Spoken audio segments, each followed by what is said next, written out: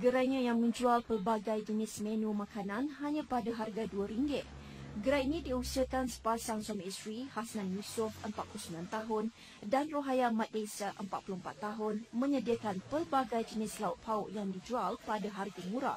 Bagi sepinggan nasi dengan lauk ayam atau ikan goreng, sayur, lauk berkuah, ulam-ulaman dan sambal belacan hanya RM2 sahaja.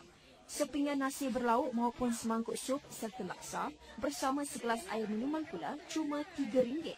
Kau tak tahulah peniaga lain tu. Kalau kau ni kau rasa untung dia setengah dah pun.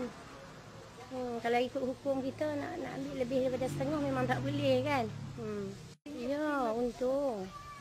Sebab mungkin kau kedai tak payah sewa. Yang tu ya. Dan memang dapat barang pun dah murah dah. Gerainya beroperasi dari jam 8 pagi sehingga 10 malam ini turut menawarkan menu lain.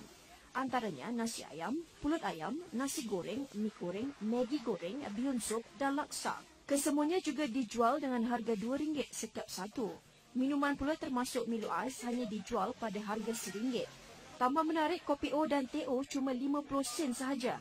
Rata-rata pelanggan yang ditemui pada mulanya terkejut dan tidak percaya dengan harga makanan semurah itu.